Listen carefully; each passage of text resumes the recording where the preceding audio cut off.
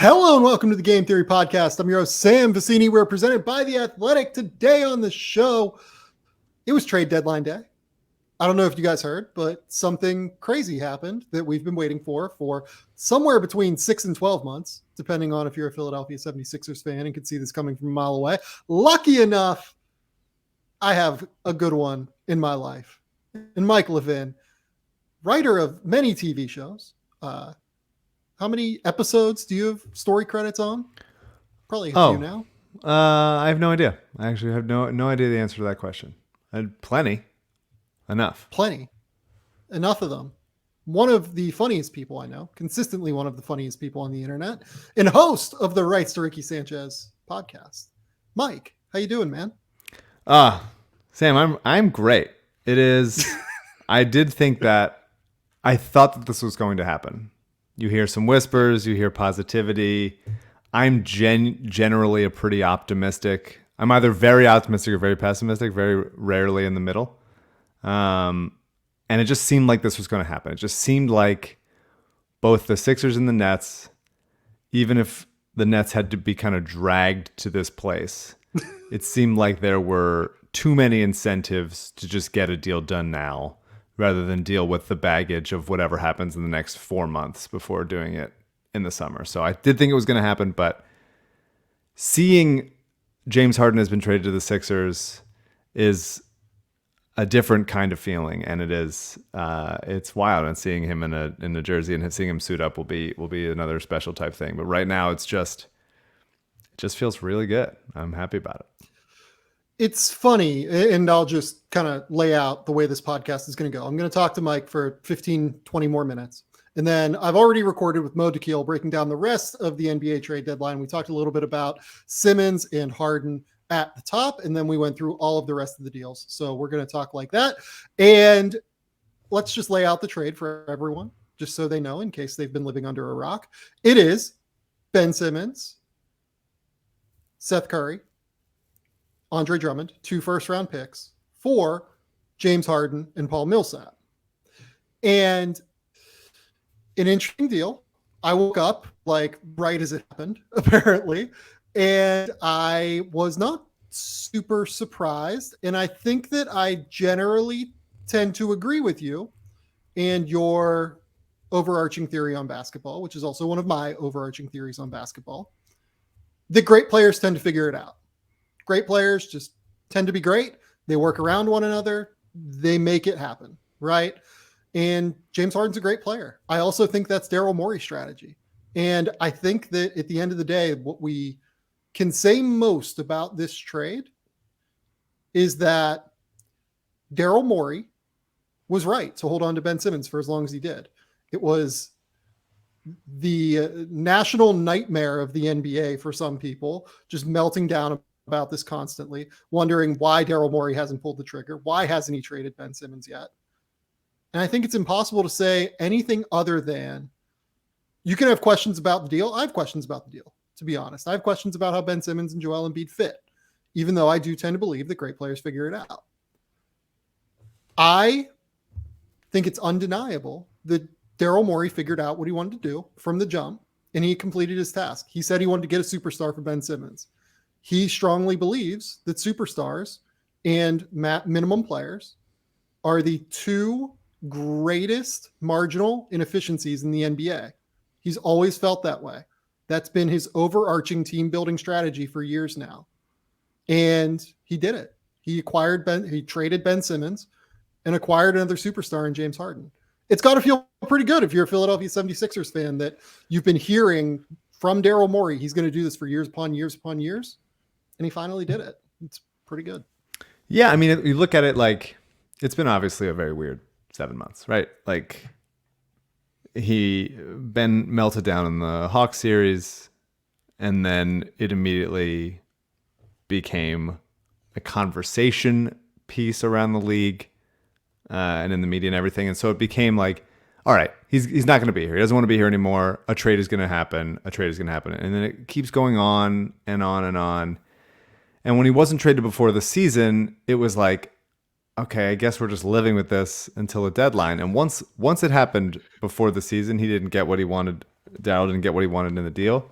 it became like, well, why wouldn't he just wait as long as humanly possible to make sure that the best offer is coming in? And I think if the Sixers were a 500 team or under 500, which was certainly possible if Embiid wasn't playing as well as he's played and Tyrese Maxey hadn't taken the leap that he took. So they could have definitely been like a couple games under 500. They might have just said, let's just trade Ben for picks and we'll regroup in the offseason. But once it was pretty clear that this team is good enough that they are kind of one, I would say, big piece away. They weren't one piece away like a, Dorian Finney-Smith away. They're one James Harden away. That they can, that it does make sense to be like, well, we have Ben. He's not getting worse. His value is not getting lower. It's either you're a team that likes Ben and think you can work him in, or you're a team that doesn't. And so it's like, well, let's see if this is the best deal. And so for a while, it was like, well, does Indiana have the best deal? Does Sacramento have the best deal? Minnesota's really trying to push for like, do you want D'Angelo Russell and whatever? And I was like, one of those deals is always going to be around if you have to take it. But Daryl waited long enough to be like, I believe that something else will come about. For a while, it looked like it was Harden. It could have been Beal. It might have been Beal if Beal didn't have season-ending surgery. And then it became like Harden's available, and he's, I think, the best player out of those guys, even if he's towards the end of his prime and has now forced his way out of two places. But he's just good enough to where, and especially has the relationship with Daryl enough to where you just go like, yeah, this is the trade. This is the trade we've been talking about for a long time. And to trade one of the crown jewel pieces of the process for a guy as good as James Harden, who's going to be a Hall of Famer, who was an MVP player very recently, who's playing a little like the worst basketball of his career, but only because his whole career has been so excellent. And he's the kind of guy that, as we've seen, is, I talked about it on the Ricky today, but like when he's not engaged, his game slips quite a bit. But when he is engaged, he's still one of the best players in the league. So this is just like, it's got to feel incredibly validating for Daryl. It's definitely incredibly validating for the Sixers fans who like suffered through this season and the whole Ben charade, and to get him and think like, he's already picked up his option. He's here for at least a couple of years. They're probably going to give him a heck of a lot of money. But like the championship window is wide open. We have Harden and Embiid, two of the best players in the league. This rules, man. It's just very cool. Yeah, like, were you more excited for this or when they got Jimmy Butler? I would think this, especially because I loved Covington, and so trading Covington was tough. Yeah. He's obviously had like a pretty just fine career since then, and obviously Dario was another process crown jewel, both of those guys. And Jimmy was also, at that point in Jimmy's career, he wasn't, I think he took a step forward in Philly, and then took even a bigger step forward in Miami. Harden, I think, is at a higher level of player than Jimmy was at that time. Although now they might be pretty close. And this trade, I think, is just like, because Ben was here as far as like an asset goes, but he wasn't here. Like, and we were talking about possibly waiting for the trade to happen. Daryl said on the radio 4 years, and the idea that we would just sit around for 4 years was daunting and upsetting, but I understood it. But to if you basically assume, if you take Ben out of the equation because he wasn't going to play for them ever again, I never believed that. Some people thought that they could like kumbaya it together. I thought that was after this many months pretty unhinged to think. It's basically Seth Curry, who they got for an expiring Josh Richardson, Andre Drummond, who they got at the minimum and who's a backup center, he's fine, and 2 picks, one of which will definitely be in the late 20s, and one is in 5-6 years from now. So it's like, it's a really good trade. It's a really good trade. And you have to trade something to get a caliber of James Harden. You're not going to get him for free. But for what it is, you got to feel really, really good about the team the Sixers have and they're building towards. And then, things that will change in the summer when Daryl has more time to really curate the kinds of players he would like around those few guys. Yeah, I think that the way you put it in terms of they're getting literally nothing from Ben Simmons right now. Mm-hmm. Literally nothing, and they are a clear top 5 team in the Eastern Conference. You are now going from essentially Seth Curry to James Harden. Mm-hmm. And that is an insane difference. Like, regardless of what you think about James Harden, and Mo and I will go into the questions that we have about this. We talked about it for a while. but like it's an impossibly strong upgrade. Like I worry about the way that they match up with teams in the playoffs. Like I wonder a little bit about like a Boston series, right? Where Boston now has Derek White and Marcus Smart that they can throw on James Harden. And then you're going to have to play drop coverage in any series when you have Joel Embiid. And I worry about teams just like switching or, screening off ball or screening on ball until they get the guy that they want on Harden, and then forcing a drop coverage situation where Harden has to fight over the top, right? Like I'd be worried about that and what that looks like against Jason Tatum and Jaylen Brown.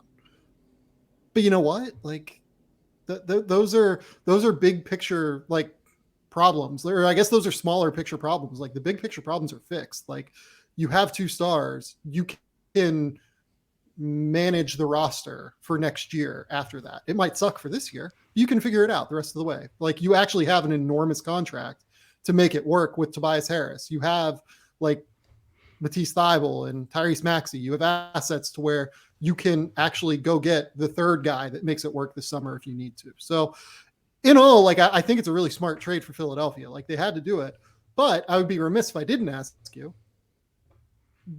what is just your take on the Ben Simmons era at this point? I feel like it's such a complicated, weird conversation to have now if you're a Philadelphia fan. Yeah, it is weird. I'll just add to your last point, and I agree with those defensive concerns, but like Seth, I think, is maybe a worse defender than James Harden.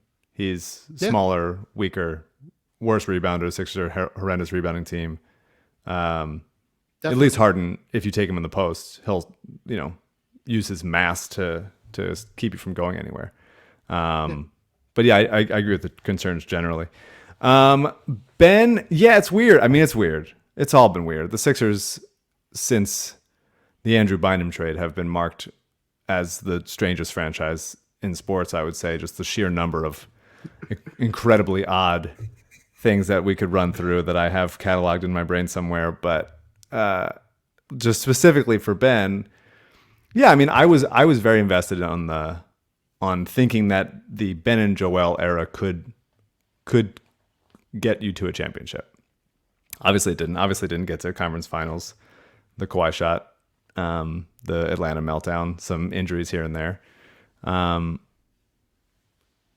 think a lot of it is the byproduct of some things, like the Sixers never getting a proper stretch 5 for when Embiid sits, outside of Al Horford, who costs way too much money to pay your backup center that much, as well as like never having like a real point guard until Maxey, at which point it was kind of too late to salvage that, to like expect him to jump into that role so quickly, because they spent all these assets on Fultz being the guy, and then obviously that didn't quite happen as we expected or wanted it to. So I think there's you can make a lot of excuses, but it really boils down to, like, you look at how much Joel has grown from year to year to year, since probably the bubble season, especially to now. And even last season, he was a second, runner-up for MVP, and he's gotten so much better this season than last season. Really expanded his game in a number of ways. Passing is the obvious one because he was bad at it before, and now he's like pretty good at it. But also just like agile finishes, knowing when to draw fouls. Just he feels like if a center can be like Chris Paul, like he feels like he's the center version of Chris Paul right now, just kind of locked in, as well as being the anchor of a defense to where you can put whichever slow, doughy wings the Sixers have out there, and be a competent defense, and and Embiid can make it work. Whereas Ben just never got better. Like, he just didn't get better at enough things. Is pretty much what it is. Like, maybe it's because he doesn't, put himself out of his comfort zone. There's a ton of like armchair psychology about what is going through his mind. He's not a particularly vulnerable person, front facing. So we don't know, but he just didn't get better enough. He didn't get better enough in the half court. He didn't get better enough, obviously as a shooter, obviously at the foul line. He never really improved at like even drawing contact or really utilizing himself as an incredible cutter or like fulcrum of the offense from like the elbow or something. There was just no place on the court, in the half court, that you could put him where he was extremely helpful. There just wasn't, especially in the playoffs. There just wasn't a place where you could put him. That being said, one of the best defensive players in the league, probably the most versatile defensive player in the league, incredibly impossible to stop in transition. Him just being on the court creates open threes for guys. So it goes to show how good he is, despite not really improving in these areas that you traditionally expect improvement from as a basketball player. He didn't do it. A bunch of other things didn't go into it. And then I think he, on a personal level, on a coworker level, I think he overreacted to them almost trading him for Harden earlier, and then a couple stray Doc and Joel comments that weren't that bad after the Game 7 loss in the Hawks, when they were all very shell-shocked that they would lose a game to an inferior opponent.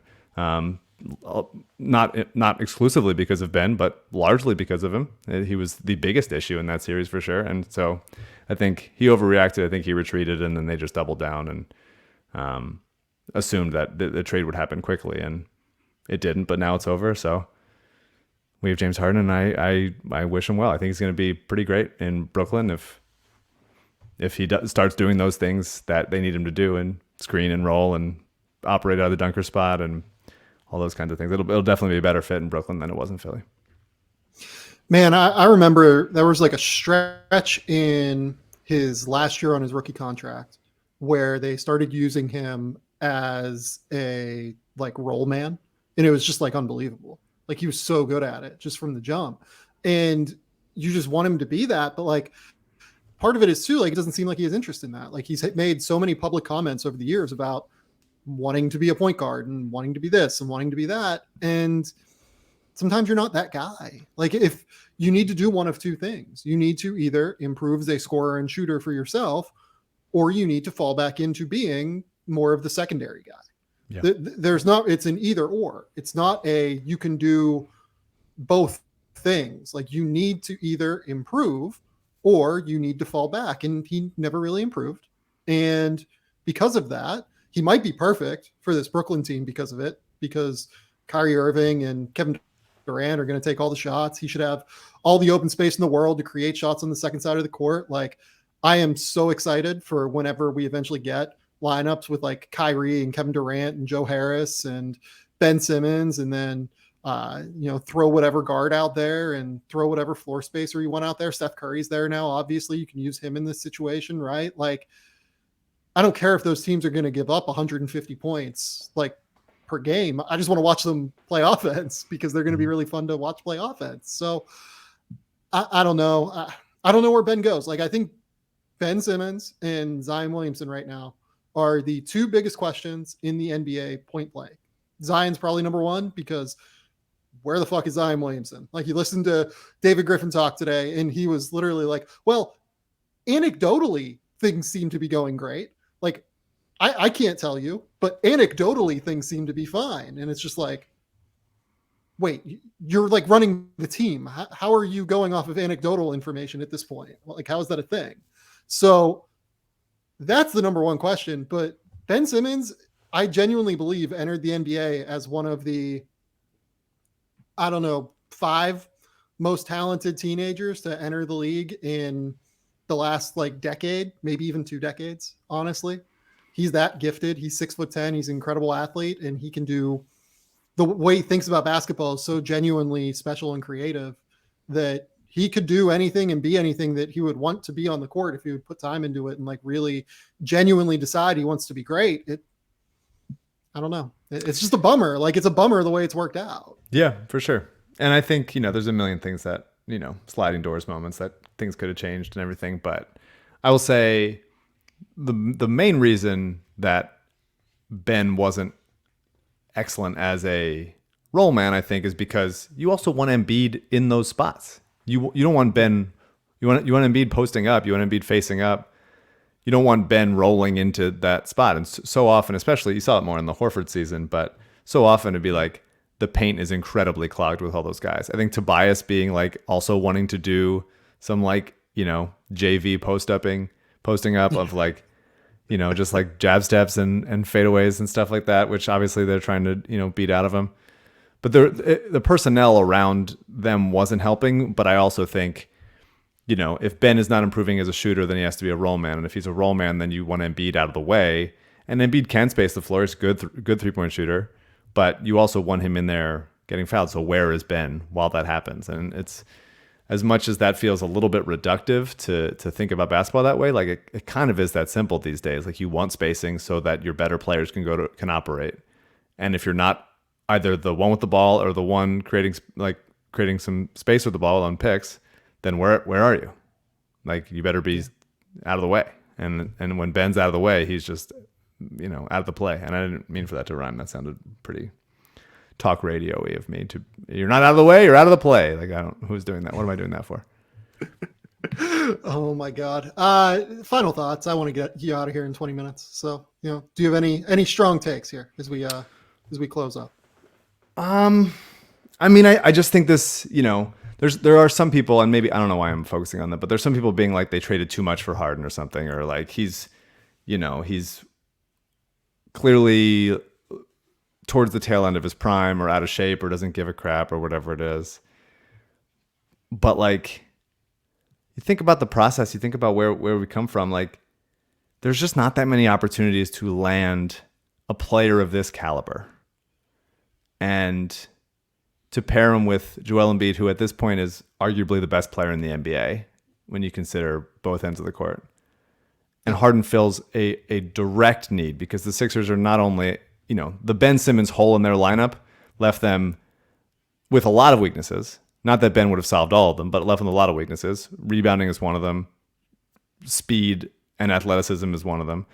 But it's also like they have very limited ball handling. When Maxi's not on the court, there's like no one to do anything. And now all of a sudden we get James Harden in there for like automatic offense.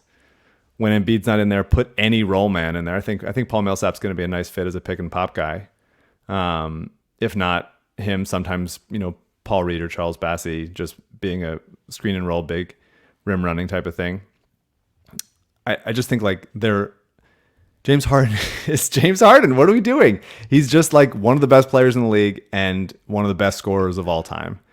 And while they're doing like so many long, slow dribble handoffs to get the ball to Tobias 20 feet from the basket so they can turn and look, it's all of a sudden it's like, well, the ball's in James Harden's hands when it needs to be, and that's going to be good. And Harden's never played with a big like Embiid, and I think that is exciting. I hope that both players make each other better. You never know how guys are going to gel and chemistry, whatever. But I think the Sixers in a wide open playoff field. I think the Suns are the best team in the league right now, but I think if the Sixers come together, they have the talent to beat anybody, and that's very cool. It wasn't looking that way for a long while this season and in the last off season. So the fact that Daryl could cobble this together is extremely impressive. And if it doesn't happen this year, because it's hard to bring it all together in like half a season, then you regroup and go in for next season, because you have limited years of James Harden's athletic prime still. Embiid's playing at this high of a level. They should win a championship. This team should win a championship in the next like 2 or 3 years. So that would make me feel good, and that would be good for all these guys. I think that's the hope. And look, I mean, we have a little bit of evidence of James Harden playing with a big, like he played with Dwight Howard in Houston, and they won 52 and 56 games in the first 2 years of that. It fell apart entirely in the third year, and maybe that's a risk. But if you get 2 great years out of this, where it's 52 and 56 wins, and you make an Eastern Conference Finals, and you're in the Eastern Conference Finals, you're in the Final Four, and you have a real shot to make the title, or win the title. I mean, that's all you can ask for. I think that's it. As long as you get 2 great years out of this window where you have a real shot to win it, that's all you can do. Mike, I would say that just the last thing is Tyrese Maxey has really improved so much from year 1 to year 2, and over the course of year 1 on his own, and then just keeps growing quickly. Seems to just like love getting better and love to learn and love to do whatever. And his step back jumper is improving. His catch and shoot jumper is a work in progress. He can get to the rim against anybody. He's got a like killer floater. He's learning how to draw fouls. Embiid and Harden will now draw the most fouls in the league. It's going to be a 5-hour Sixers games. So set your DVRs extra long. But I think, even as Harden starts to decline a little bit, the hope is that Embiid will take some of the load off so it doesn't have to be like just Harden ball. And for Maxey, he can continue to grow into his prime as Harden takes a step back, and you can have whatever sort of like, not like a, your shot, my shot type of Devin Booker, Chris Paul thing. But I think that there is some level of like an easing out of James Harden for when, just to save him because he's had, so many miles on his legs as Maxey takes more leaps forward, because there's just no telling how good this kid can be, because he's been great. Like, he's been such a genuine joy to watch as he continues to figure out how to succeed at the NBA level.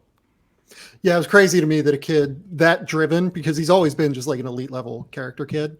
It was crazy to me that kid fell in the 20s. Like, it made no sense to me at the time, and the Sixers got really lucky. They got Mike really, Muscala. really lucky. Shout out Mike Muscala. Shout out Mike Muscala. We'll never forget him. Mike, tell the people where they can find you. If you want to I'm on Twitter at Michael_Levin. I'm a writer on the show Young Rock, which you can watch on Hulu and Peacock and NBC.com, coming back for season 2 in March. Little guy named Dwayne Johnson is the star of that. And the Rights Ricky Sanchez, which we've been doing for 8 years. Been some weird milestones in there, but would love to cap it off with a championship at some point. Yeah, does the podcast end like if you win a championship? I don't know. I think there was there's definitely some, like, I think if Morey didn't come, then it would have been pretty bleak. But because Morey's a hinky guy, then it was like, okay, that was a little bit wind in our sails. And then the Ben stuff, I think, like, wore it out for us. And so there's always the occasional, like, what are we doing? But it feels like as long as Embiid is there and they're still, like, searching for their championship, it feels like I am drawn to continue doing this. I feel too guilty not to. I'm too committed to the process and whatever the hell else we've endured for this long. Oh my God. That's been Mike Levin, one of just the best basketball follows on the internet, in my opinion. Go listen to the Ricky. As soon as we come back, you're going to have me and Mo Dakhil talking about all of the rest of the trades that happened today. Thanks, Mike.